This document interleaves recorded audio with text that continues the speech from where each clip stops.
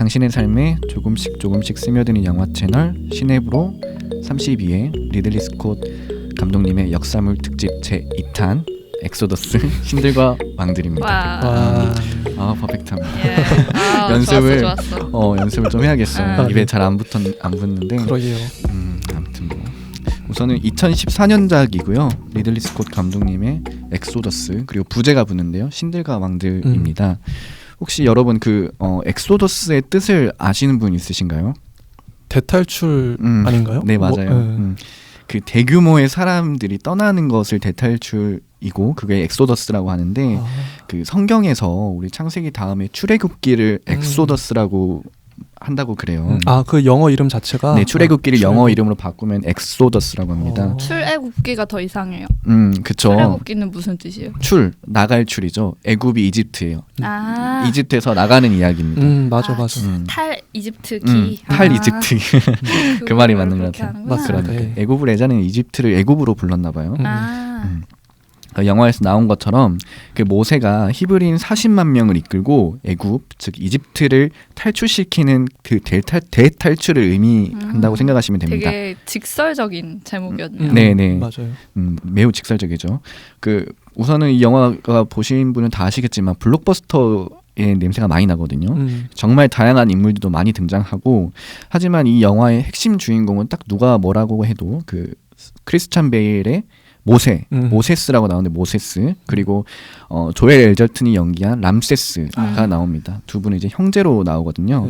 우선은 제가 개인적으로 생각하는 그 두 배우의 연기력은 영화를 그냥 영화의 몰입에 방해하지 않을 정도로 무난하고 잔잔했던 것 같아요. 그런 것 같아요. 그럴 수밖에 없는 게 약간 크리스찬 베일이 연기한 그 모세는 정말 다양한 것들에 의해서 갈등을 경험하는 거거든요. 그 우리 영화 다룬 것 중에 다크나이트 시리즈에서도 내가 영웅으로서의 배트맨이란 영웅으로서의 갈등 그리고 기억난다.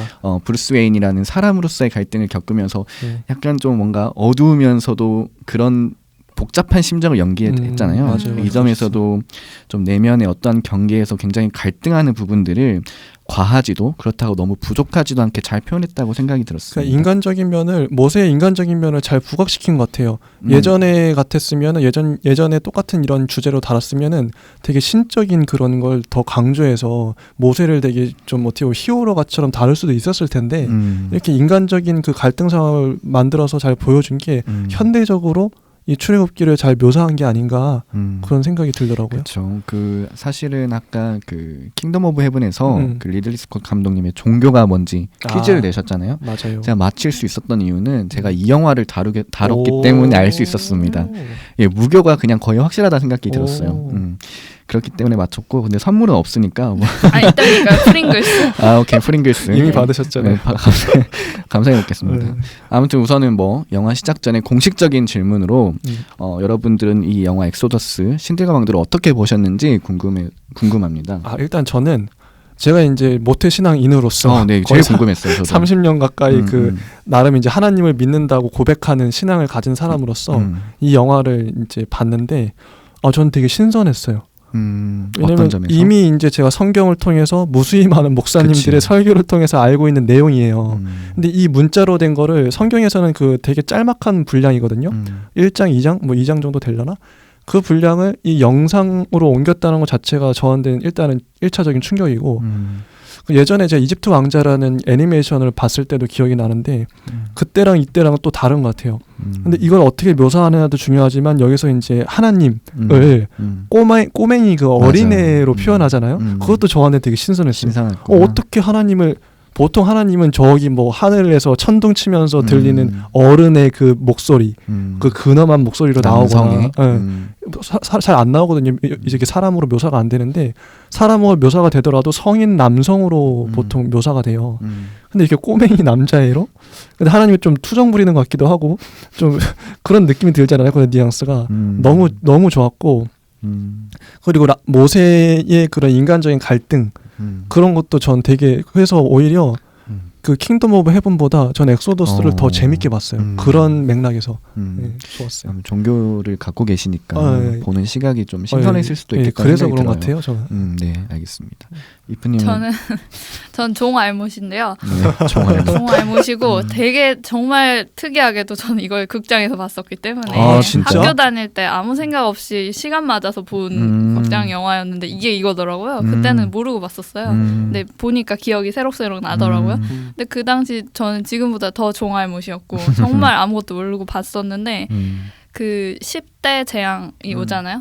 신에 의한 10대 재앙이었는데 저는 그게 너무 좋았어요. 그러니까 그 하나하나 사람이 그 왕국이 어떻게 망해가는지 신에 의해서 이렇게 자연재해도 오고 병도 나고 이러면서 하는 그 장면들이 너무 판타지적으로 연출을 되게 훌륭하게 했다. 정말 되게 압도되더라고요. 네네. 개구리가 막 이렇게 맞아. 뛰어오르는데 나도 너무 싫은 거예요. 싫죠. 나도 너무 싫고 막 메뚜기 떼가 달려드는데 그 재앙이 얼마나 괴로울지를 되게 잘 보여준 것 같은 거예요. 그래서 저는 그런 연출적인 부분들이랑 물론 약간의 고증의 문제가 이 영화도 많다고 하더라고요. 맞습니다. 하지만 저는 이집트를 되게 좋아하는데 고대 이집트의 그 멤피스 수도의 모습을 또 너무 아름답고 의리의리하게 또 보여준 거예요. 실제로 그렇죠. 네네. 그래서 그 이집트 보는 재미도 너무 있었고 또 그런 대재앙이 인간들에게 오는 거를 너무 실감나게 연출한 것 같아서 연출적으로는 되게 재밌는 영화였던 것 같은데 사실 저는 뭐 모세의 실제 이야기나 이런 거를 그 뭐 텍스트로 본 적이 없기 때문에 뭐 대충 홍해를 갈랐다 이것만 알거든요. 그 정도는 알고 계시는구나. 홍해를 갈른 건 상식이죠. 네네 맞아요. 홍해를 갈른 건 약간 상식 범주라고 생각을 해서 뭐 근데 그런 거 있잖아요. 홍해야 갈라져라 해서 홍해가 확 갈라지고 그쵸. 이런 맞아요. 거를 보통 사람이 저도 그 생각을 했었어요. 맞아요. 물이 서서히 민물처럼 빠져나갔다. 이런 게 저는 너무 천재라고 생각했어요. 그러니까 그게 물론 종교인들한테는 저거 신성 모독이다. 그쵸. 저런 식이 아니라 맞아요. 정말 신이 가른 것처럼 갈라졌다라고 비판하는 사람도 있다고 들었지만 실제로 만약에 그가 홍해를 갈른 사람이었다면 저런 식이 아니었을까? 그게 우리가 생각하는 사람 입장에서는 상식적이죠. 오히려 저게 말이 맞지. 그쵸. 갑자기 물이 이렇게 갈라질 수가 너무 없잖아요. 신화적이잖아요. 그래서 신화를 정말 현대인이 보기에 부담 없이 잘 재해석한 것 같다. 종알못이 보기에는 한쪽은 종알못, 한쪽은 그 30년 모태 신앙의 종자랄. 좋네. 이런 거 너무 좋은데. 이 영화에 굉장히 갈등이 발생할 수도 있을 것 같은데 아무튼 다양한 의견들을 감상히 생각하고 저도 비슷하게 봤어요. 그래서 여기에 좀 담아봤고 한번 좀 시작해 보도록 하겠습니다. 우선 이 영화의 역사적 배경은 다 아시겠지만 성경의 출애굽기를 모티브로 하고 있습니다. 근데 우선 저는 여기서부터 좀 의문이 들었어요. 왜냐면은 리들리 스콧 감독이 기독교인 성서인 성경을 바탕으로 영화를 촬영한다. 우리가 그 방금 다룬 킹덤 오브 헤븐이나 이전에 다룬 프로메테우스, 에일리언 커버넌트 생각하면은 제가 생각했을 때는 리들리 스콧 감독님은 거의 무교에 가깝다고 생각했거든요. 그렇기 때문에 이 성경 이야기를 다룬다는 것에 조금 아이러니하다는 생각이 먼저 들었습니다. 그럴 수 있겠다. 예. 그리고 좀 아니나 다를까 이 영화에서는 역사적 배경만 그 성경의 출애굽기를 가져왔을 뿐 그 사건을 전개해 나가는 방식은 종교적 색채가 많이 빠졌다라는 느낌이 들었습니다. 그 우선 모세는 영화 초중반부까지 거의 무신론자에 가까운 모습을 보여주거든요. 그 거의의 내장으로 그 애언을 보는데 거기서 그 점쟁이라고 해야 될까요? 아무튼 그분이 한 남자가 지도자를 구하고 그 남자는 지도자가 될 것이라는 말을 들었을 때도 그냥 헛웃음치고 넘기거든요. 맞아. 그리고 실제로 그 전쟁에서 그 모세가 람세스를 구하게 됩니다. 그리고 그 애언이 좀 이루어지는 과정에서도 그냥 단순히 우연이라고 치부하면서 애언 자체를 좀 믿지 않는 모습을 보입니다. 우선은 그리고 다양한 사건들로 인해서 모세가 결국엔 히브리임이 밝혀지잖아요. 그리고 유배를 보내게 되고 그곳에서 치포라라는 여성과 결혼을 하고 아들 게르솜을 낳게 됩니다. 이것도 출애굽기에 나온다고 하더라고요. 그랬던 것 같아요. 실제로 치포라 뭐 성경에는 십보라 이렇게 나오고 아들도 게르솜 여기까지 성경이 어느 정도 모티브는 가져왔다. 그러니까 모세는 지금 이제 기독교도 당시에 그러니까 하나님도 안 믿고 이집트의 그 신들도 안 믿고 십보라가 믿는 신도 안 믿는 그 다 안 믿는 거예요. 네, 세계 종교 다 안 믿고 있는 무신론자였던 거죠. 맞아요. 그쵸. 모세가 무신론자였다는 걸로 되게 많은 비판을 받고 있다 그래요. 맞아요. 이게 종교인들로부터 모세는 처음부터 신앙심이 깊은 사람이었어야 되는데 무신론자였다가 점점점 신앙을 가는 사람은 변해가잖아요. 그게 굉장히 잘못됐다라고 생각하는 종교인들이 있다 그래요. 이게 영화적 상상력이죠, 뭐. 그렇죠. 기독교적인 입장에서 봤을 때는 처음에 이집트의 왕자였으니까 이집트의 신을 부인하든지. 근데 그것도 아니고 그냥 아예 믿질 않잖아요. 부인하는 게 아니고. 전쟁이 되게 무시하고 이러잖아요. 맞아요. 하나님도 믿지 않고 그러다 보니까 좀 기독교인들에게는 꽤나 많은 비판을 받았다는 거는 맞는 말 같습니다. 근데 실제 성경에도 모세의 그 어린 시절이라든지 그게 다 생략돼 있고 갑자기 점프해서 이제 그 10개 재앙 구조로 넘어가기 때문에 중간에 모세가 뭐 어떤 진짜 하나님을 믿었는지 안 믿었는지 몰라요. 그건 역사 속에 감춰진 거라서 이런 상상력을 더하는 것도 괜찮은 것 같아요. 저는. 맞아요. 사실 모세가 하나님이 있다면 모세가 선택받은 사람인 거지 모세가 하나님을 선택한 사람은 아니잖아요. 그죠. 때문에 사실 그거를 막 모세는 처음부터 모태 신앙이어야 된다라고 그건 모르는 거야. 믿는 거는 자유지만 저렇게 해야 된다고 강요하는 건 좀 해석은 자유죠. 해석. 근데 그 이제 우리가 킹덤 오브 헤븐에서도 보고 이제 프로메테우스도 봤지만 그 종교인들은 늘 믿고 있는 상이라는 게 있는 것 같아요. 맞아. 그 상이 무서워. 프레임에 갇혀 있는 거죠. 맞아, 프레임이죠. 천사는 어떤 모습으로 나타내야 되고 신은 어떤 모습. 그리고 모세는 위대한 지도자이기 때문에 그 지도자로서의 어떤 인간적인 모습이 부각된다기보다는 정말 선지자적인 타고난 선지자적인 느낌이 보여져야 되는데 아예 설정 자체를 처음부터 무신론자로 가져갔기 때문에 기독교 입장에서는 뭐야 모세가 처음에 이렇게 회의론적인 사람이었다고 라는 생각에 조금은 성스러운 느낌이 떨어지다 보니까 조금 불편했다는 느낌도 들었을 수도 있었을 것 같습니다. 그러게요. 네, 아무튼 뭐 어쨌든 결혼을 하고 평범한 가정의 가장으로서 잘 살고 있지만은 이곳에서도 모세는 신을 부정하게 됩니다. 그 바로 그 같이 결혼했던 족 이름이 미디안족이라고 하는데 미디안족이 믿고 있는 어떤 산이 있어요. 거긴 산에는 신이 살기 때문에 오르지 말라고 합니다. 맞아. 하지만 그 신의 존재를 믿는 것이 아니고 나 자신을 믿는 것이 중요하다고 생각하는 모세에게는 그것을 아들에게 증명해 보이고자 그 금지된 산을 딱 오르게 됩니다.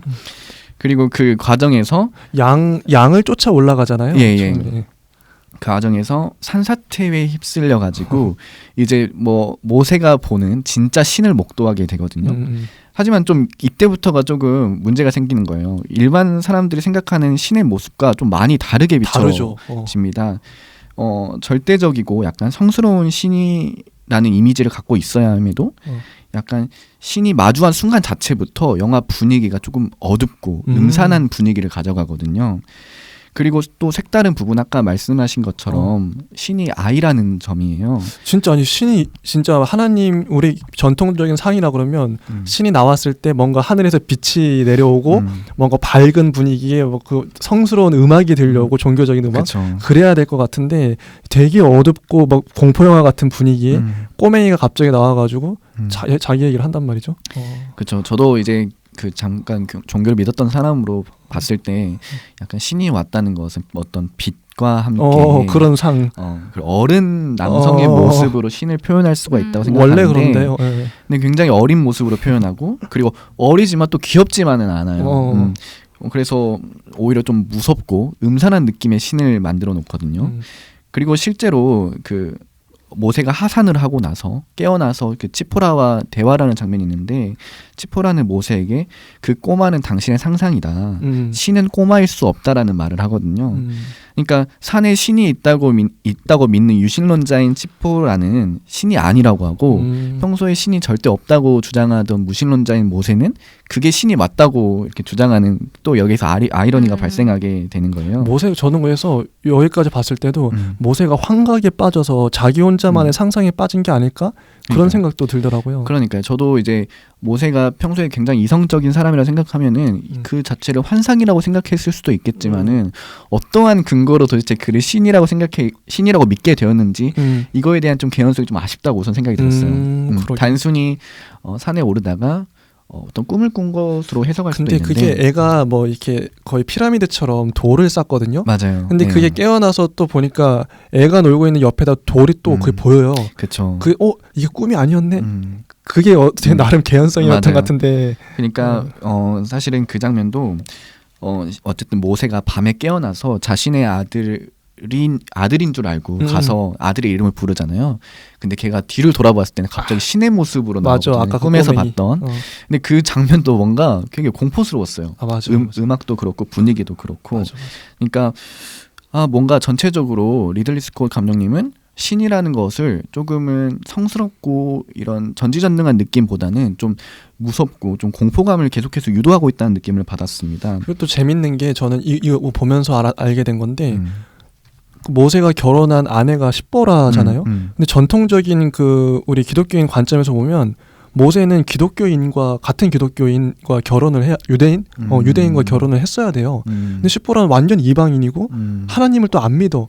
이방 신을 믿고 있는 사람하고 결혼을 한 거예요. 그런 사람을 하나님이 선택한 거죠. 이거 되게 혁명적이다. 이게 진짜 그 성경에 이대로 나온다면 그런 생각도 들더라고요. 그렇죠. 그러니까 뭔가 저도 그 굉장히 다른 모습들, 평소에 기독교인들이 생각하는 달라요. 다른 모습들을 계속 비춰주면서 달라. 아무래도 뭐 이렇게 좋게 생각하시는 분도 있겠지만은 기독교인들 중에는 좀 불편하게 생각하시는 분들이 많았을 것 같다는. 그러니까 저가 어쨌든 말을 계속 이어가면은 그 어린아이의 신은 오히려 하나님 야훼라고 하는 그 히브리의 신이라는 느낌보다는 약간 사탄, 악마에 가깝다는 느낌이 먼저 그렇게 보일 수도 있겠다. 등장할 때마다 어두침침하니까 어둡고 무섭고 하니까요. 애가 또 고집도 있어가지고 소리도 지르잖아요. 근데 약간 그건 것 같아요. 신이 되게 화가 나 있잖아요. 이집트인 때문에 너무 화가 나 있는 신이어서 앵그리. 더 어둡게 그려졌던 것 같아요. 그 당시 밝고 성스럽게 나타나면 화가 난 게 안 보이니까. 그리고 사실 모세를 선택한 것도 너무 화가 났기 때문에 모세를 선택했잖아요. 맞아. 너 누구냐 할까? 저는 양측입니다 했더니 나는 장군인 줄 알았는데 맞아. 난 장군이 필요해. 나 약간 이런 게 되게 좋았어요. 그러니까 신도 어떤 체스 말 두듯이 모세를 선택한 이유가 너가 장군이기 때문에 장군을 앞으로 한 칸 움직이는 거. 그러니까 신도 이런 생각을 하고 사람을 쓸 수 있겠구나. 그러니까 너가 신앙이겠구나. 너를 내 사람을 하겠다가 아니라 너의 역할, 너의 성향 그런 걸 보고 너를 이렇게 쓰겠다라고 생각하겠지. 신이 만약 인격체라면. 그래서 근데 실제 모세가 장군이기도 했잖아요. 네. 전략에 능한 사람이고. 네네. 모세가 아니라 진짜 만약에 이집트 히브리인 노예 중에 한 명을 택했다면 노예가 솔직히 자기 뭐 경험이 있겠어요? 전투 경험이 있겠어요? 뭐가 있겠어요? 그러니까 봐봐요. 내가 신이고 인격체가 있는 신이야. 근데 사람 한 명을 써가지고 세상을 좀 바꿔야 돼. 그래야 돼. 구해야 얘는 돼. 신앙심이 진짜 깊은데 능력이 없어. 얘는 신앙은 하나도 없는데 능력이 좋아. 그러면 후자를 고르는 게 맞죠. 사람하고 똑같네. 그래서 저는 그런 개념이 되게 좋았어요. 무신론자 입장에서는 되게 좋았어요. 그렇겠다. 신 인격체라면. 능력주의. 능력주의로 고용하는 거죠. 요즘 사람을. 그쵸 핫이시죠. 능력주의. 그래서 모세가 선택을 받았나 봐요. 그렇게 나와요 영화에서. 특히나 장군이었기 때문에. 실제로도 제가 이제 들었던 건데 모세가 당시에 그 왕자 수업을 받잖아요. 네네. 그럼 온갖 학문을 이집트에 그때 당시 얼마나 그 발달된 학문이 있겠어요. 그쵸. 그래서 문자도 읽을 줄 알고 자기는 다 능한 거예요. 전투에도 능하고 문자에도 능하고 나중에 모세 오경을 모세가 지었다고 그러는데 그것도 한편에 이런 썰도 있어요. 모세가 그 모세 오경을 만들어냈다. 자기가? 그 신앙을 여러 가지 이제 그 이집트에서 여러 가지 그것들 혼합해가지고 자기가 종교를 만들어냈다. 이런 썰도 있거든요. 또 납득이 돼요. 그만큼 되게 뛰어난 학식을 가졌고 전투 역량을 가졌던 사람이니까. 네. 맞습니다. 어쨌든 뭐 우선은 제가 질문을 드리고 싶었는데 뭔가 답변이 된 것 같았어요. 질문이 약간 어떤 거였냐면은 왜 리들리 스콧 감독님은 신의 형상을 어린아이로 어두운 분위기의 어린아이로 그려냈을까라는 질문을 드리고 싶었거든요. 저는 근데 그것도 리들리 스콧은 항상 이런 역사물을 만들 때 전공법으로 만들지는 않는 것 같아요. 아까 그 킹덤 오브 헤븐도 전통적인 방식이라기보다는 현대적으로 각색을 잘하는 것 같아요.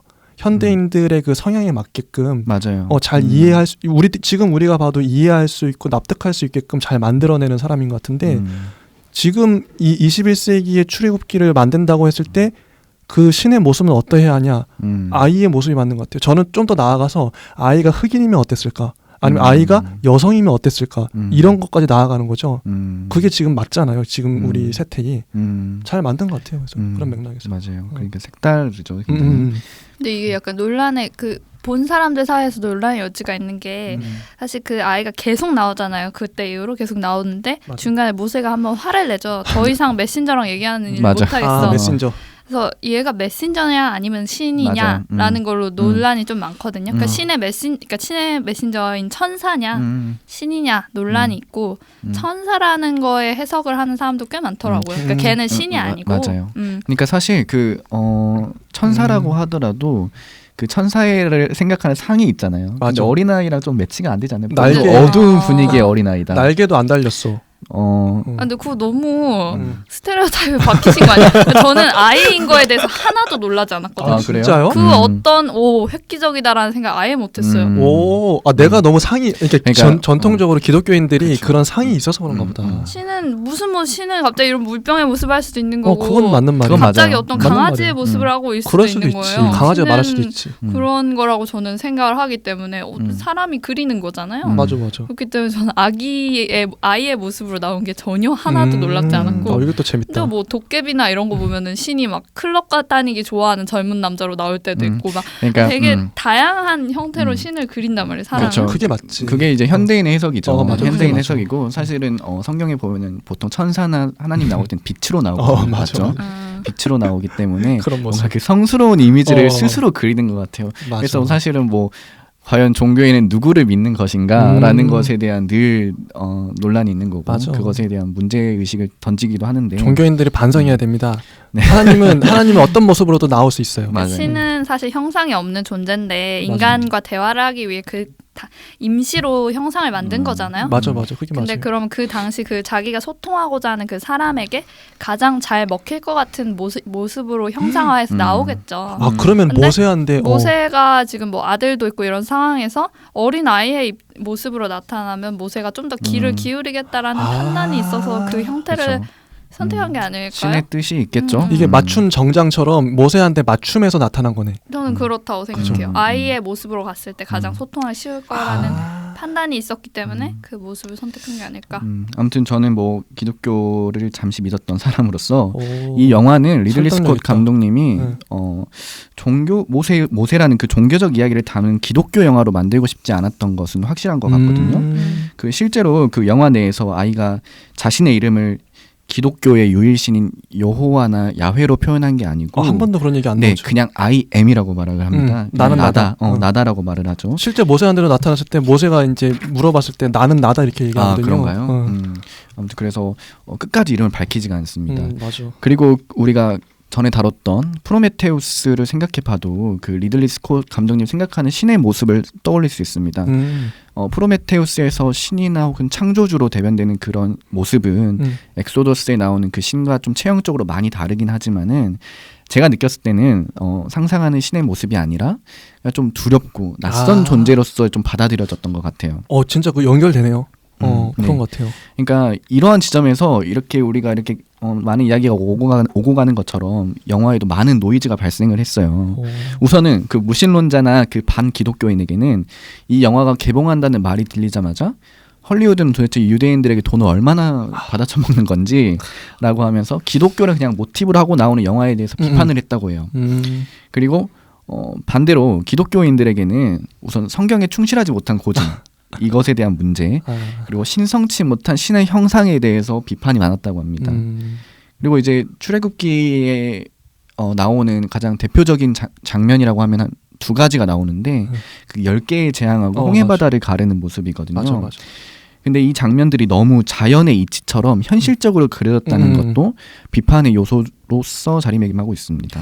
그게 비판이 되다니. 나는 칭찬해줘야 된다고 생각하는데. 맞아. 그러니까 무신론자의 입장에서는 칭찬해줄만 하죠. 저도 정말 다른 시각으로 바라봤어요. 그 연출이 되게 좋았다고 봐요. 자연의 현상처럼 연출한 게 저는 그걸 어떻게 연출할지 되게 궁금했거든요. 근데 실제 성경에는 모세가 뭐 이렇게 지팡이를 든다든지 하나님이 뭐 이렇게 해가지고 하는 것처럼 되게 신화적으로 그려지긴 해요. 맞아요. 근데 이걸 되게 자연스럽게 그린 게 오히려 현실에 더 가깝지 않을까? 당시에 실제로 그게 일어났다면 그게 맞는 것 같아요. 요즘 연출은. 맞습니다. 그래서 실제로 그 10개의 재앙의 모습들이 나오는데 신이 직접 벌한다는 느낌보다는 그 이집트 관료가 설명을 하잖아요. 이 현상에 대해서. 그러니까 충분히 연쇄적으로 일어날 수 있는 반응 현상임을 좀 보여주거든요.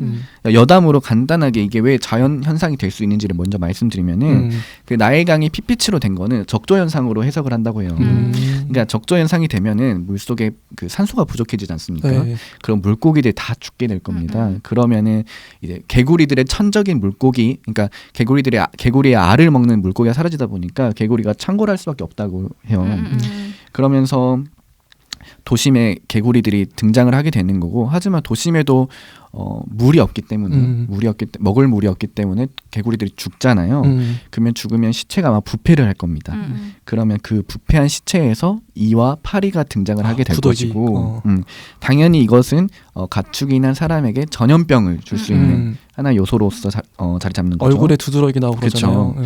또한 또 큰 우박이 등장하거나 모래 폭풍이 일어남으로써 뭐 이집트가 어둠 속에 빠지는 것도 충분히 자연적으로 일어날 수 그럴 있는 수 있지 뭐 이런 것도 뭐 적조 현상이나 뭐 우박이나 뭐 모래 폭풍은 현대에서도 발견될 수 있는 뭐 자연 현상이잖아요.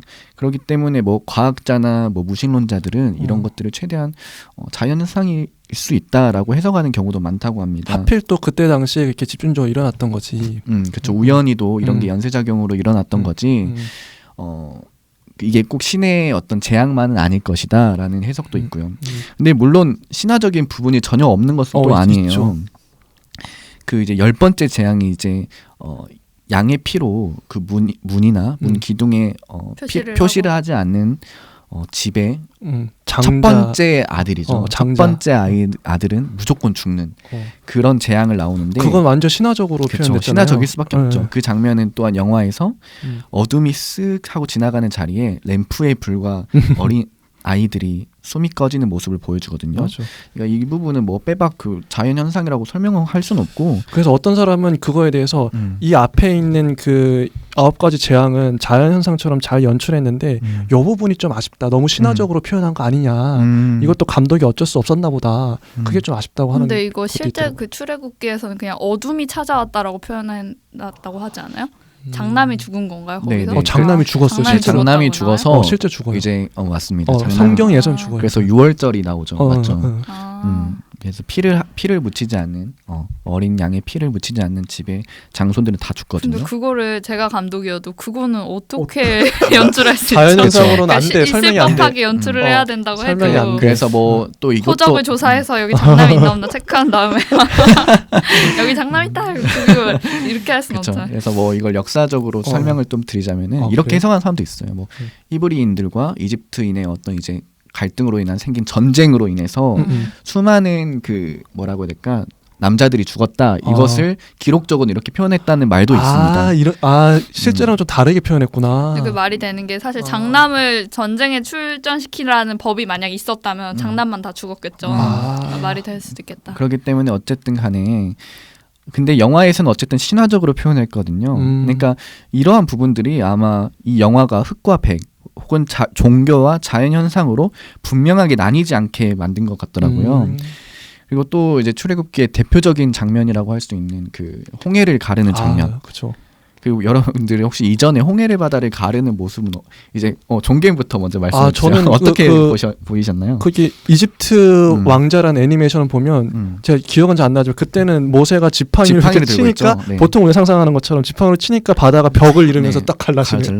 그게 되게 장관이거든요. 근데 그건 실제로 되게 신화적으로 그린 거고, 이건 되게 현실적으로 어떻게 보면 물이 이렇게 자연스럽게 빠지고 뭐 만조 이런 거에 의해서. 근데 그것까지는 좋았는데 나중에 이제 물이 갑자기 막 밀려와가지고 바닷물이 거대하게 쓰나미처럼 그건 좀 신화적으로 표현한 것 같긴 해요. 그렇게까지 바닷물이 몰려올 것 같진 않은데 조금씩 차지. 맞습니다. 어떠셨나요? 그러니까 평소에 그 홍해바다를 가르는 모습. 이 영화를 뭐 보기 전에는 저도 당연히 신화적으로 이렇게 탕하면 길이 쫙 이렇게 깊은 바다까지 그냥 길이 쫙 생기고 옆에 물고기 돌아다니고 벽친 것처럼 수족관처럼 이렇게 되는 게 막 약간 바다를 가르는 것이지라고 생각을 하긴 했는데 맞아. 생각한 적이 별로 없어가지고 홍해를 어떻게 갈랐을까. 근데 약간 저도 그렇게 생각해요. 빠지는 장면이 너무 현실적이었는데 그러면 돌아오는 장면도 현실적이었으면 좋았을 텐데 돌아올 때는 진짜 몇 미터짜리 쓰나미 같은 파도가 한 번에 돌아와서 바다가 바로 복구되잖아요. 맞아. 이게 감독이 약간 조금 영향이 부족했다. 그러니까 10번째 재앙도 또 약간의 문제가 있었고 그러니까 자기가 구현하자고 하는 거에서 일관성이 약간 떨어졌고 일관성. 홍해바다도 갈라질 때는 뭘 원했는지 알겠는데 돌아올 때는 갑자기 또 신화적으로 돌아오니까 맞아. 감독이 끝힘이 약간 부족했나? 맞아. 그러니까 이런 생각이 좀 들었어요. 아니면 진짜 리들리 스콧도 고민이 많았을 거예요. 이거를 어떻게 좀 영화적으로 표현할 수 있을까? 근데 마냥 현실만 하다 보면 바닷물이 솔직히 천천히 차면은 애들이 빠져 죽지는 않을 거란 말이에요. 이집트인들이. 근데 이집트인들이 빠져 죽어야 되고 그래야 맞아. 또 이야기가 좀 깔끔하게 마무리되는데 그래서 이렇게 좀 신화 플러스 그 자연 현상을 이렇게 섞은 것 같다는 느낌이 들긴 해요. 섞어 쓴 거. 섞어 쓴 것 같아요. 그리고 결국은 그 람세스가 되게 바다 중간에서 파도에 덮쳐지잖아요. 맞아. 근데 살아남은 거예요. 뭇까지. 저 죽었을 줄 알았어요. 그 정도에서 아무리 그래도 뭇까지 떠밀려 갈 때 동안도 시간이 걸려서 아마 익사를 했을 것 같은데 맞아. 게다가 되게 무거운 금속 갑옷까지 입고 있었잖아요. 100% 가라앉아야 되는데 수영을 잘하나? 그래서 잘 살아났고 심지어 아이라인까지 하나도 안 번지고 워터프루프를 당시에 워터프루프가 이집트 있다. 기술력 워터프루프까지 그래서 람세스가 살아남은 것도 너무 신화적이다. 여기서 맞네. 람세스가 죽어야 현실적인데 라고 생각을 했어요. 그리고 저는 이제 지금 이제 들으면서 생각이 난 건데 이렇게 만든 게 오히려 전 잘 만들었다 생각해요. 신화적인 부분이 많이 아예 없고 현실적으로만 만들었으면 이게 어쨌든 간에 성경 모티브고 성경에서는 하나님을 안 믿는 사람한테는 하나님 자체가 판타지거든요. 근데 그 판타지를 잘 섞은 거예요. 절묘하게 현실에 끌어와가지고 그럼 오히려 기독교인들이 보기에도 괜찮고 일반인들이 봤을 때도 괜찮은. 더 다시 얘기하자면 기독교인도 싫어하고 일반인도 싫어하는 영화가 됐어요. 그럴 수도 있겠다. 왜냐하면 이게 너무 판타지적으로 갔으면 기독교인들이 정말 좋아하는 신화적인 영화가 됐을 좋아했겠죠, 거예요. 분명히. 반대로 진짜 극한의 현실주의로 갔다. 예를 들어 10번째 재앙도 뭐 장남만 군사에 출전하게 하는 법이 떨어져서 장남이 다 죽었다 이런 식으로 됐으면 그 지금 현대인들이나 아니면 종교를 분석하는 무신론자들이나 이런 사람들이 되게 열광하는 영화가 됐을 것 같아요. 맞아. 그 사이에 애매하게 연출을 하면서 누구의 편도 되지 못한 그런 영화였던 것 같아요. 저는 그러니까 이게 그렇게 연출을 함으로써 저는 좋게 봤는데 또 이게 의견이 자꾸 갈리네요. 이거 재밌네요. 맞아요. 저도 비슷한 생각이었어요. 사실 이 영화를 보기 전까지는 그 사실 검을 안 들고 있고 지팡이를 들고 다니거든요. 지팡이를 탁 치면은 바다가 정말 가르마를 탄 것처럼 정확하게 갈리거든요. 맞아. 근데 이런 모습이 상상이 됐는데 그냥 밀물 썰물 빠지는 것처럼 너무 자연스럽게 너무 잔잔하게 그런 장면을 표현함으로써 아마 뭐 기독교인으로서 봤을 때는 이 장면이 이게 뭐지? 라는 장면이 생각이 들었을 것이고 또 이제 그 파도가 비현실적으로 한 번에 덮치는 장면 이로 봤을 때는 무신론자가 봤을 때는 이건 신화도 아니고 현실도 아니고 모호함을 느끼지 않았을까. 맞아. 그러니까 어쨌든 굉장히 모호해요. 이 영화 자체는 뭔가 많은 것을 가져가려고 했는데 중간에서 어떤 핀을 놓치신 건가요? 이게 또 이렇게 물어볼 수 있겠다. 제가 모호함이라는 게 지금 우리가 말했던 부품은 신화와 그 현실 이 의도된 모호함인가 아니면 리들리 스콧이 정답을 찾다가 타협해서 현실을 타협해서 어쩔 수 없이 만들어낸 모호함인가 혹시 맞아요. 어떻게 생각하세요? 저도 의도된 걸까요? 아니면 저는 현실 타협일까요? 우선은 이러한 장면을 보고 느낀 점은 무교긴 한 것 같아요. 근데 신 자체를 부인하는 것 같지는 않아요. 부인하진 않는다. 성경의 신을. 그러니까 성경의 신이 떠나서 그냥 신의 존재 자체를 부인하는 것 같지는 않거든요. 그러니까 그것을 어떻게 받아들이냐가 종교인인지 종교인이 아닌지로 나뉠 수가 있을 것 같은데 리들리 스콧 감독님은 뭔가 인간이 거스를 수 없는 어떠한 것은 있다고 생각하는 거. 있다. 그 의도된 모호함인 건가? 이 영화에 연출된 것들이? 저는 약간 의도됐다기보다는 우선은 저는 뒤에 할 말이 있어서 뒤에 약간 왜 이렇게 표현했는지에 대해서 할 말이 있어서 좋아요. 약간 현실적으로 하고 싶었는데 처음에는 이 모세의 기적을 현실적으로 하고 싶은 마음으로 시작을 했는데 그렇다고 해서 드라마틱함을 포기할 수가 없는 거예요. 영화 감독으로서. 그래서 마지막에 뭐 군대가 왔을 때 그 군대가 물에 완전 잠기면은 정말 드라마틱하겠다. 그러니까 약간 그 드라마틱하게 하고 싶은 욕심과 현실적으로 하고 싶은 욕심을 섞는 바람에 약간 이렇게 됐다고 생각이 저는 들었어요. 이프님 말이 맞는 것 같아. 설득력 있어. 왠지 리들리 스콧 마음이 그랬을 것 같아.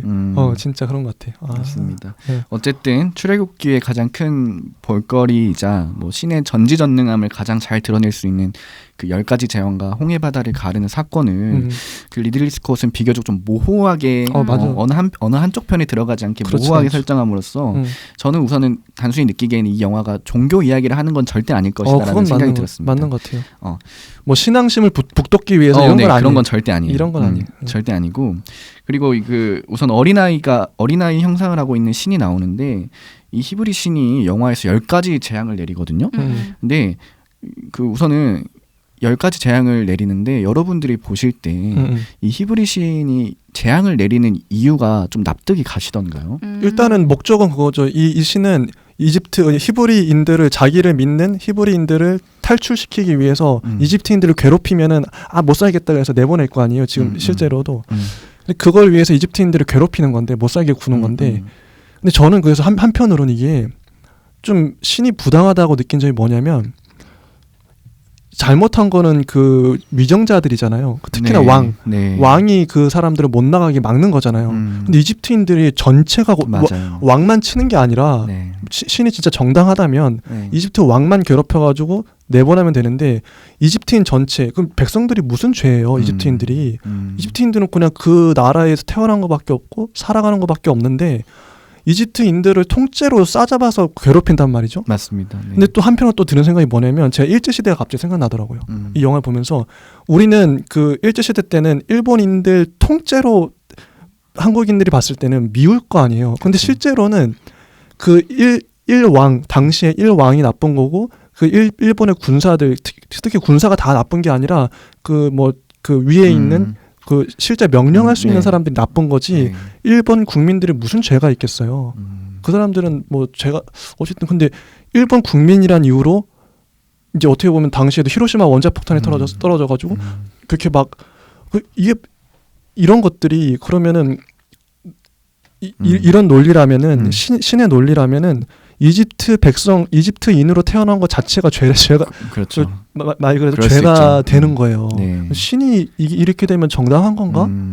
이집트인들을 다 이집트의 장자들로 다 태어났잖아요. 근데 애들은 솔직히 죄가 없거든요. 장자라는 이유만으로 다 죽어 이집트인들은. 이게 뭐지? 신이 또 신이 사람을 죽여요.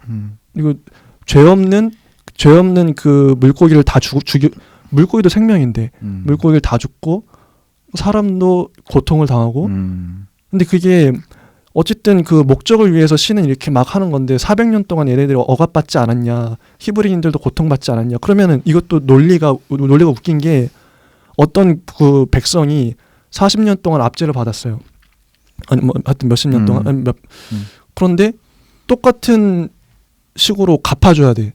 쟤네들도 너네들도 당해도 싸 죽어도 싸 이런 거잖아요. 신이 이러면 치졸한 거 아닌가?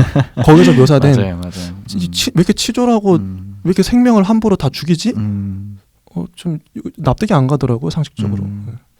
근데 저는 그런 게 있잖아요. 신이 애초에 뭐 사람을 인간이란 걸 만들었다면 애초에 인간을 죽게 만들었잖아요. 몸이라는 걸. 신은 인간을 죽이는 존재예요. 애초부터. 애초에 영생을 준 적이 없어요. 그렇기 때문에 조금 일찍 죽였다고 해서 신의 입장에선 그건 전혀 자신의 양심에 반하는 행동이 아니었다고 생각하거든요. 그런가요? 자신의 그냥 작품들을 마음에 안 드니까 조금 일찍 부순 것 뿐이잖아요.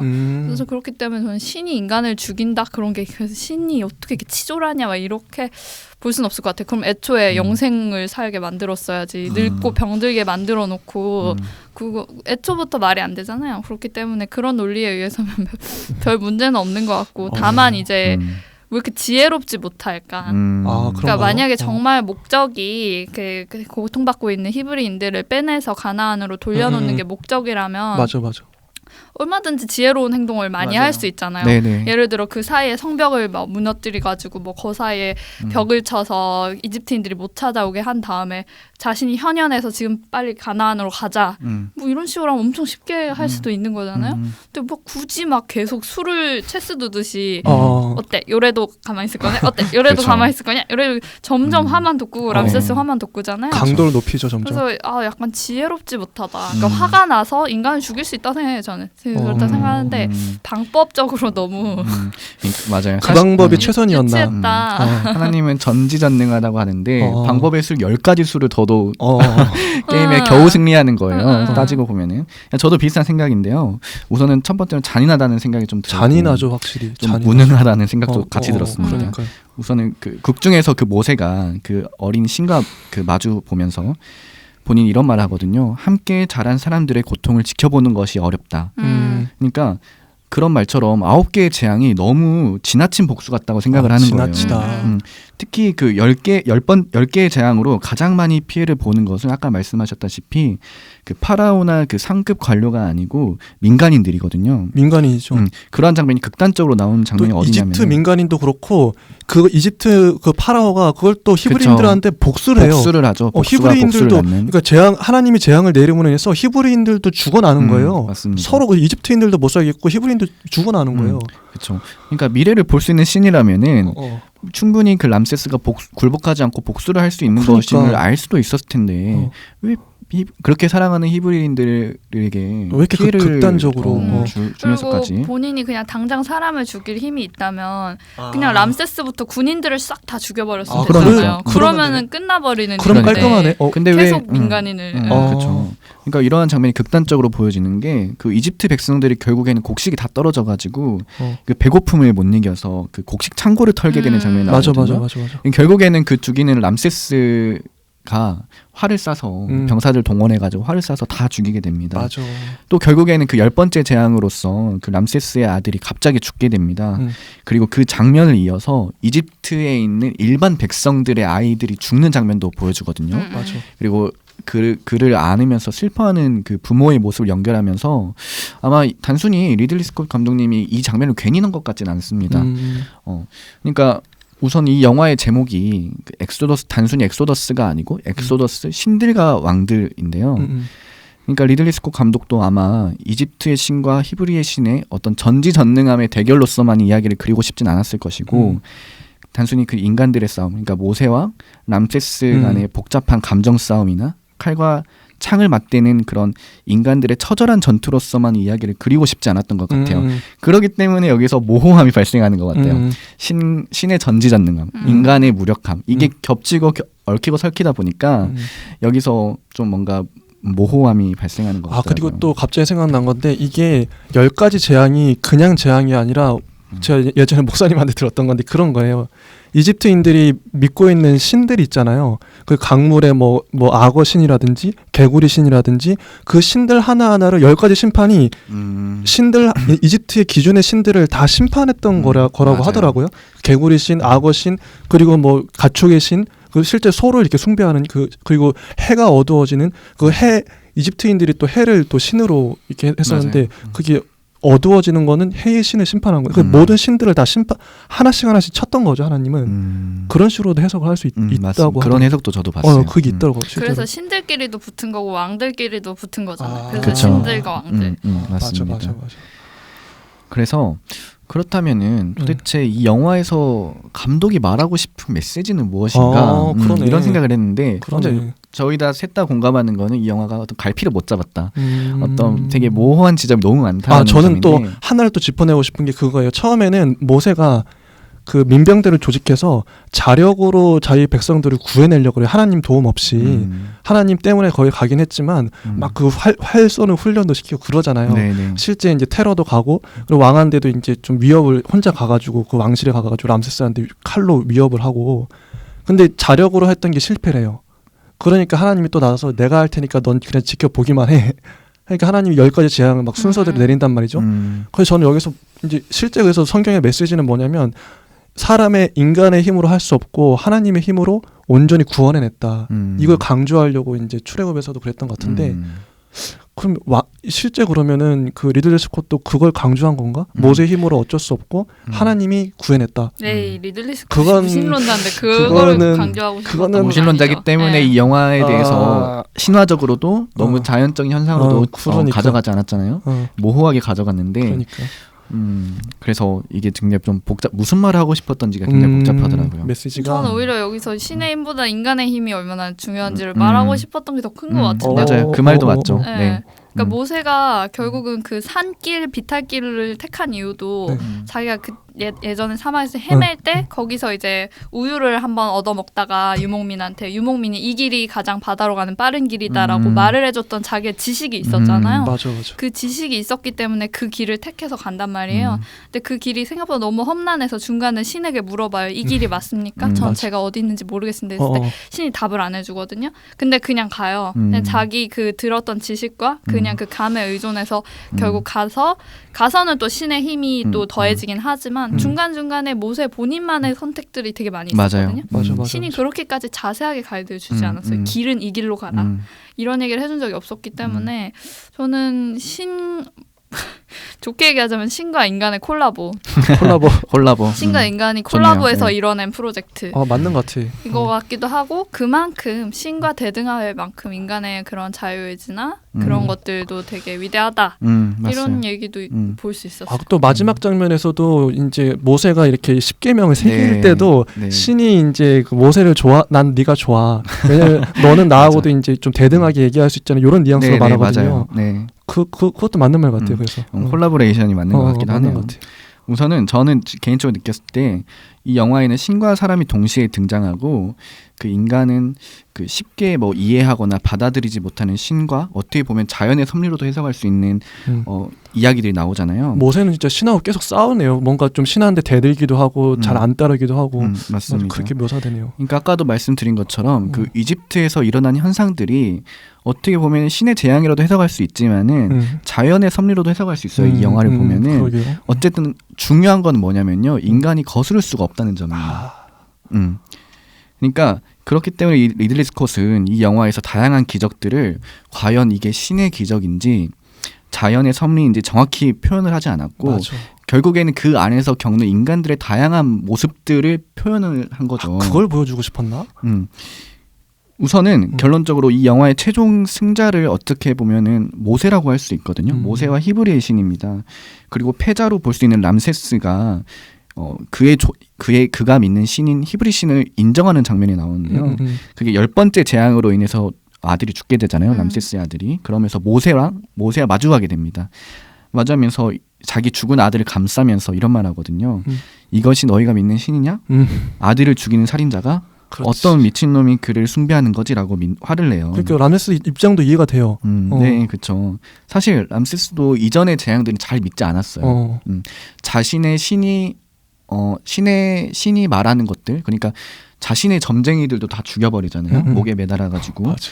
그리고 어떤 단순히 뭐 개구리가 도심에 창궐하는 것도 이거 단순히 개구리야라고 말하는 것 봤을 때 이런 것들을 신의 기적이라고 보지 않고 그냥 자연 현상이라고 믿었던 것 같아요. 그러게. 근데 이때 람세스가 이렇게 말을 하거든요. 우리 히브리인들은 한 명도 죽지 않았어. 여기는 뭔가 자연의 섭리로서는 전혀 이해할 수 없는 기적인 거예요. 맞아. 그러니까 이때 처음으로 람세스가 히브리 신을 인정하고 신의 존재를 확인하는 순간이었다고 저는 생각을 했어요. 그리고 그들에게 두려움에 떨면서 그렇다면 너희가 그렇게 가고 싶었던 가나안 땅으로 가버려라고 말을 하거든요. 이제 아마 그때 이제 람세스는 히브리 신이 있다는 사실을 직감적으로 깨달았을 것이고 그렇기 때문에 가나안 땅으로 떠나라고 했던 말은 히브리 신의 존재를 인정하고 그에게 굴복했다는 뜻으로도 인정을 하게 됩니다. 맞는 말이죠. 여기서 끝났으면은 이집트가 다시 재건할 수도 있었을 것 같아요. 람세스가. 하지만은 람세스는 이때 참았어야 했어요. 하지만은 자연의 섭리에 도전을 하게 되거든요. 장례식 치르다가 갑자기 못 참고 발끈해서 발끈하고 가잖아요. 네, 얼마나 그게 발끈한 게 느껴지냐면은 자신이 왕인데도 자신이 직접 마차를 끌어가면서까지 가거든요. 오르막길인데 밤인데 잠도 안 자고 밤새 달려요. 그러면서 결국엔 히브리인들이 있는 곳까지 쫓아갔지만 결국에 전투에서 패배하게 됩니다. 산길에서 또 막 산 무너져가지고 네. 많은 군사가 죽고. 사실 거기서 멈췄어야 되는데 끝까지 나아가거든요. 그리고 이제 람세스가 결국엔 파도에 밀려가지고 쓰러져 있는 땅이 그 이집트인들의 시체가 가득한 땅이고 모세가 쓰러져 있는 땅은 그 이제 가나안 땅에 가까이 있고 히브리 살아있는 히브리인들이 이렇게 많이 있는 땅에서 쓰러져 있게 됩니다. 결국에는 이러한 신의 섭리이자 자연의 섭리라고 할 수 있는 어떤 거스를 수 없는 어떠한 것에 대해서 인간의 나약함을 좀 동시에 보여주는 것 같기도 하고 동시에 모세처럼 이를 받아들이고 순응하는 자세에 대해서도 좀 생각해 볼 수 있더라고요. 우선은 제가 개인적으로 이 영화에 좀 마음에 드는 장면은 그렇게 많이 없는데 가장 인상 깊었던 장면이 어디냐면은 엔딩 크레딧이더라고요. 엔딩 크레딧 혹시 기억나시는 분 있으세요? 그게 마차에 모세가 이제 10계명을 안고 타고 가고 있는데. 근데 그 이유입니다. 영화 다 끝나고 이제 검은 화면에 뭐 나의 동생 영상 있었어요? 나의 동생 토니 스콧. 맞아. 나의 동생 토니 스콧을 위하여. 저는 그 장면에서 왠지 이 영화를 보고 너무 마음에 감동이 오는 거예요. 그러니까 토니 스콧 헌정 영화라는 느낌이 드는 거예요. 그럴 수도 있겠네요. 이 영화 그 개봉 2년 전에 토니 스콧이 자살했거든요. 맞아요. 자살로 삶을 마감했거든요. 토니 스콧하고 무슨 상관이지 이게? 그러니까 우선은 토니 스콧 감독님을 잠시 설명을 드리면은 리들리 스콧 감독 동생이십니다. 동생이시고 그 제작사인 스콧 프리 프로덕션의 공동 창립자이세요. 실제 피를 나눈 형제이기도 하지만은 어떻게 보면 영화 감독이라는 천직을 같이 공유하고 서로에게 큰 의지이자 아마 서로에게 큰 뮤지지 않았을까? 이런 생각이 먼저 들었거든요. 동생인데. 토니 스콧이 사실은 2012년 8월에 그 투신 자살로 인해 생을 마감하게 돼요. 뭐 다양한 이야기들이 있습니다. 근데 리들리 스콧 감독님께서는 이제 당시 암을 겪고 있었다. 뭐 이런 말이 있더라고요. 암인가요? 뇌종양인가? 아무튼 뭐 큰 병을 앓고 있었다고 해요. 토니 스콧 감독님이. 그래서 다양한 약들을 먹고 그런 것에 대한 우울증도 올 수도 있고 그리고 더 이상 본인이 영화를 촬영하지 못한다는 그런 압박감, 우울함 그런 것들이 아마 생을 마감한 이유이지 않을까라고 많은 사람들이 추측은 하고 있습니다. 어찌가 됐든 간에 리들리 스콧 감독님에게는 이러한 현실이 받아들이기 매우 힘든 신의 섭리 혹은 자연의 섭리라고도 받아들일 수 있을 것 같아요. 그러네요. 그리고 이제 결국에는 리들리 스콧 감독님께서는 이 영화에 나오는 람세스처럼 모든 것을 놓아버리지 않고 결국에 모세와 같이 신의 섭리나 자연의 섭리를 받아들이고서 자신의 임무를 끝까지 완수하겠다는 의지가 보이기도 했는데요. 자신의 임무는 영화를 만드는 것이구나. 그렇죠. 저는 그 영화를 만드는 장면이 10계명을 새기는 장면에서 가장 잘 드러났다고 생각해요. 그렇네. 그렇게 연결할 수 있구나. 그러니까 동굴에서 10계명을 돌에 새기는 그 모세에게 신이 이렇게 물어보거든요. 이 10계명을 어떻게 생각해? 그때 이제 모세는 굉장히 나이가 들어 있습니다. 할아버지. 이미 많은 사람들을 가나안 땅으로 옮기고 가고 있는 과정이지만은 중간 과정. 당연히 뭐랄까요? 적군인 이집트로부터 멀리 떠난 상황이니까. 그리고 모세가 이렇게 말을 하거든요. 동의하지 않았다면 새기고 있지 않았겠죠. 그리고 이제 몇몇 대사 후에 신이 이런 말을 합니다. 지도자는 사라질 수 있지만 그 석판은 영원할 것이고 그 10계명이 너를 대신해서 사람들을 인도할 것이야. 맞아. 근데 만약에 돌에 새기는 10계명을 돌에 새기는 것을 감독으로서 영화를 제작한다고 생각하면 어떨까요? 한번 생각해 보죠. 결국에는 그 동의하지 않았다면 새기고 있지 않았다라는 말처럼 현재 그 리들리 스콧 감독님께서는 나이가 굉장히 많으시거든요. 은퇴해도 이상할 것 같지 않은 나이예요. 당장 그죠. 그럼에도 매우 힘든 상황에서도 신이나 이제 두 가지로 해석되는데 신이나 어떤 자연의 섭리에 부정하지 않고 있다는 뜻을 의미하면서 그리고 영원한 색판 위에 새기는 10계명은 곧 형제간의 꿈이었던 훌륭한 영화를 만드는 것으로도 볼 수 있다고 생각해요. 갑자기 약간 눈물 날 것 같아요. 그쵸. 그 어린 아이가 토니 스캇이었을 것 같아. 토니 스캇 토니 스캇도 물론 성인이었겠지만 다들 동생 있으시면 알겠지만 동생 생각하면 되게 아직도 어릴 것 같은 느낌 들잖아요. 맞아요. 아이일 것 같은 느낌이 드는데 그렇게 해서 자기한테도 자기 동생 토니 스캇은 그냥 그런 어린 아이인 거예요. 자기의 어린 마이 리틀 브라더인데 그냥 그 브라더가 이제 사실 같이 맨 마지막에 걸어가다가 서서히 사라지잖아요. 약간 씩 웃으면서 사라지고 이제 늙은 자신이 이렇게 동생을 보면서 새긴 그 돌판을 들고 계속 또 가나안 땅으로 떠나가잖아요. 결국에는 그 돌판은 영화일 것이고 그리고 그 떠나보내는 신이 바로 자기 동생이었겠네요. 그렇습니다. 늙어서 진짜? 이제 모세가 지도자로서 늙었는데도 가나안 땅에 끝까지 가고자 이렇게 십계를 새기고 가고 있는 장면을 보면은 자연스럽게 좀 이런 게 생각이 나더라고요. 완전 울컥한다. 진짜 지금. 실제 그러면 너무 울컥한 건데요. 너무 짠한 장면인데. 그러니까 이제 그 10계명에 너를 대신해서 사람들을 인도하는 것이라는 말처럼 이제 리들리 스콧 감독님이 만들어진 작품들이 관객들로 하여금 리들리 스콧뿐만 아니라 그냥 스콧 형제 감독이 어떤 예술가였는지를 평가해 줄 것이기 때문에 본인의 힘이 닿는 순간까지 작품 활동을 계속하겠다라는 의미가 되더라고요. 대단하네. 그리고 약간 동생이 원하던 영화의 방향성 이런 거를 이어가겠다. 약간 그렇게도 해석할 수 있어요. 왜냐면 동생의 그 10계명을 이제 지고 가는 거니까. 그런 의미도 있죠. 맞네.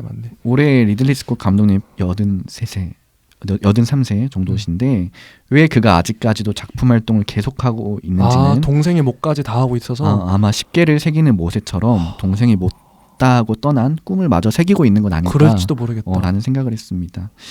우선 결론을 짓자면은 성경을 차용하고 있었지만은 기존의 틀과 사람들의 일반적인 인식에서 많이 벗어나고자 했던 작품이라고 생각되고요.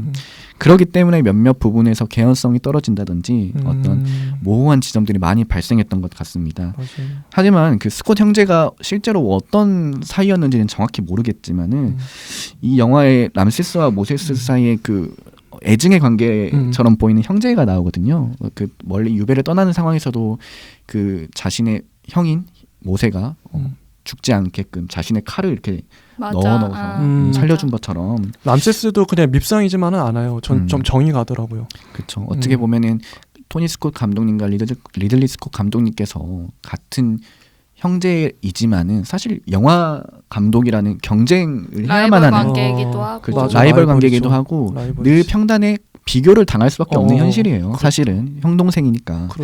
그러니까 아마 이런 부분에서 이 영화의 좀 우애적인 모습, 형제 간의 우애적인 모습이 잘 보이기도 하고. 그리고 같은 영화인으로서 토니 스콧의 추모작으로 본다면은 그 스펙터클함 속에서 따뜻함이 조금은 묻어 있지 않았나라는 생각이 좀 들었습니다. 진짜 그러네요. 이거 처음 얘기하지 그랬어요. 처음 부분에. 아니 근데 마지막에 얘기해서 너무 좋다. 반전인 것 같아요. 이 해석 너무 좋은 것 같아요. 저도 이 해석 진짜 적극찬성합니다. 저도 이 영화가 지지해요. 참 아쉬운 부분이 많았는데 그 마지막에 그 토니 스콧을 추모하며 내 동생 이 말을 듣고 나니까 어느 정도 좀 이어지는 부분 마음이 저도 모르게 따뜻해지더라고요. 맞아요. 그냥 신이 어린아이의 모습인 것도 그냥 다 해석이 된 것 같아요. 이런 식의 해석 맞는 것 같아요. 맞습니다. 너무 공감이 갑니다. 참 리들리 스콧 감독님의 그런 따뜻함 동생을 추모한 따뜻함도 저도 좀 울컥했어요. 보면서 살짝 그랬습니다. 그렇군요. 저는 또 개인적으로 좋았던 지점이 이거랑 좀 다르긴 한데 그 이집트를 잡을 때 이집트를 묘사하는 그 전경 묘사랄까 이렇게 카메라를 멀리서 이렇게 찍어서 보여주는 장면들이 좀 은근히 많이 나와요. 특히 이 영화에서는. 그래서 저는 이집트의 모습을 보여줄 때마다 이게 이집트구나. 그게 물론 상상된 거겠지만 그런 부분이 또 마음에 들었고 람세스의 눈화장도 저는 그게 그런 것도 너무 마음에 들고, 그러니까 이집트 이미지를 제가 좋아하는 것 같아요. 저도 요번에 처음 알았는데 여러 가지 그 소품들이나 그런 게 이집트 하면 떠오르는 걸 그대로 형상화했잖아요, 이미지를. 그런 도시 모습도 아름답고 진짜 이집트였다면 저러지 않았을까?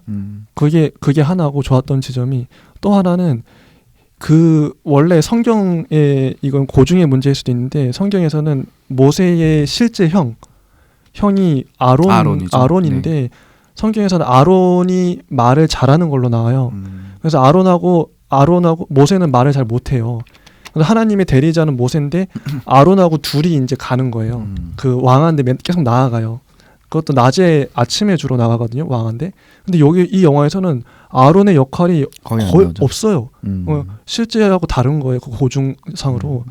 그리고 모세는 밤에 혼자 몰래 들어가가지고 왕한테 위협하고 나온다든지. 말도 안 돼요. 진짜 무슨 경비병이 왜 이렇게 없는 거야? 그러니까 일부러 저는 왜 아론의 역할을 이렇게 축소시키고 아예 없애버렸을까 생각해봤는데 만약에 아론이 그렇게 활약을 했다면 아론의 스토리가 또 들어가야 돼요. 그 라인이. 그럼 영화가 되게 또 복잡해졌을 거예요. 할 말이 많아지고 길어지고 러닝타임이. 그 아론 역할을 일부러 빼버린 것 같아요. 모세에 온전히 집중하기 위해서 스토리상.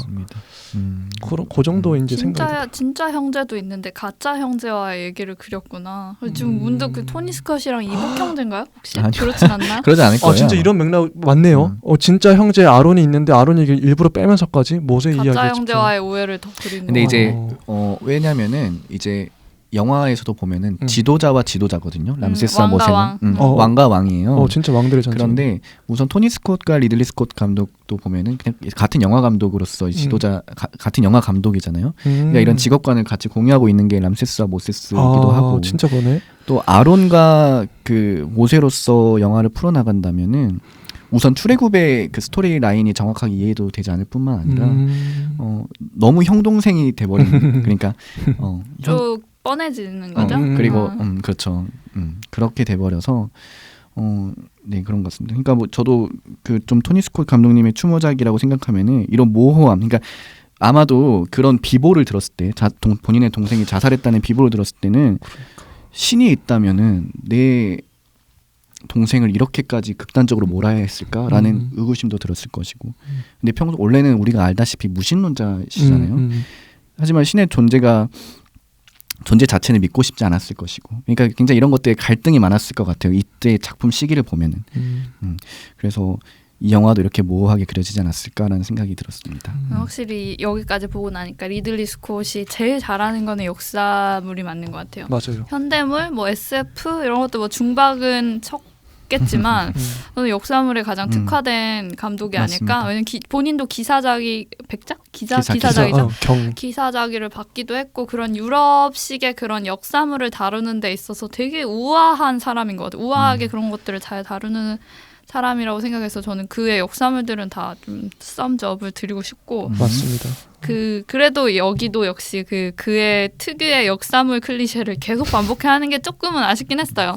성군이 죽고 아들은 망난이다. 이거는 글래디에이터, 킹덤 오브 헤븐 그리고 여기 엑소더스까지 그냥 다 이어지는 클리셰 포맷이고 그리고 항상 성군이 죽을 때 주인공한테 칼을 하사하거든요.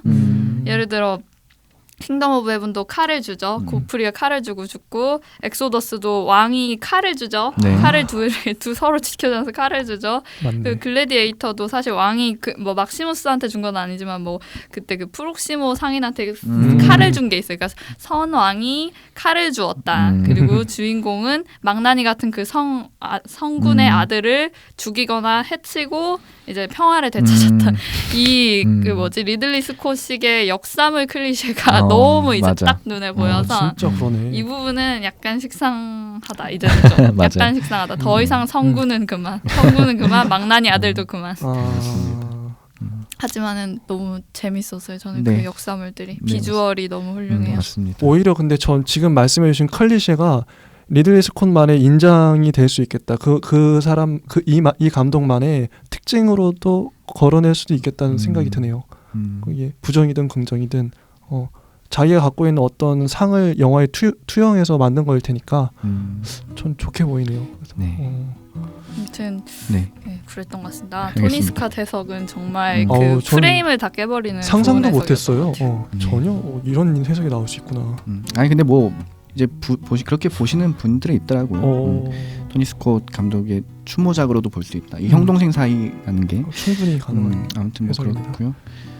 저는 아무튼 이 정도로 준비를 했고 앞으로도 또 더 좋은 작품으로 찾아오겠습니다. 그리고 이제 다음에는 뭐죠? 하면 바디 오브 라이즈랑 아메리칸 갱스터. 스릴러 특집. 다음 주에는 스릴러 특집으로 돌아오도록 하겠습니다. 네, 감사합니다. 감사합니다.